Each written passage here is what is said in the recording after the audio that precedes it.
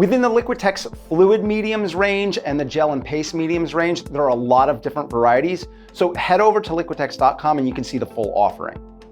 But what we're going to take a look at right now is the fluid matte medium and the matte gel. So these are going to change the consistency of the paint. And to do that, let's take a look at the same color I have here, brilliant purple, but we're going to look at it in the Liquitex heavy body range. So this is a very high viscosity. It's quite thick. So if we take a palette knife, I can really kind of get sculptural with that. So anybody who likes a really thick impasto technique will like heavy body. And then let's compare that with Liquitex soft body, which is low viscosity. So when we squeeze that out, and if we take the palette knife, we're not going to get those same peaks. That's going to be a little bit more self-leveling.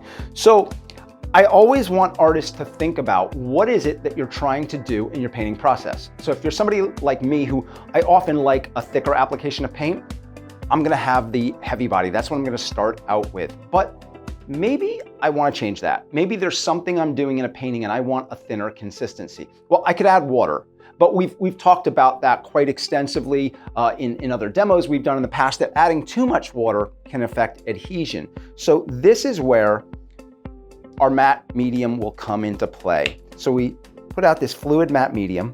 It looks quite white at first, and that's because of the water content that's in there, and that needs to evaporate. But what we'll do is we'll take our heavy body, and we'll move some of that into that fluid matte medium. Now, again, this is the matte variety, the matte sheen.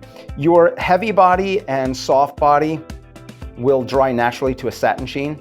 So if you wanted to maintain that satin sheen, I would use a satin fluid medium in this case. If you wanted to make it gloss, of course, use that variety. But right now, when this dries, this would become much more matte. So we're essentially making heavy body into soft body. It's getting very close to that viscosity. Now, let's say you're the opposite though. You're the other type of artist who mostly you like that lower viscosity of soft body. That's most often what you do, right? But like my other example, you want to get thicker, right? You're doing something else. Maybe you're inspired by another artist and you want to get thicker. So here's where we take our matte gel. And one of the things I'm going to be careful, I notice I have a little bit of color still on my palette knife there, and I don't want to contaminate my medium jar there. So I just want to make sure that's clean.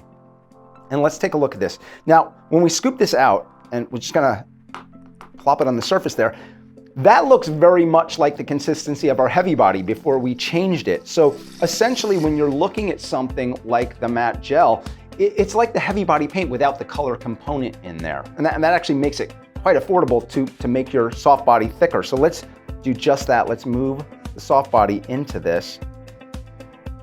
And again, here's what we're doing. We're changing that. So before we altered heavy body into a more soft body-like consistency. And in this case, we took soft body and we made it into the more heavy body-like consistency.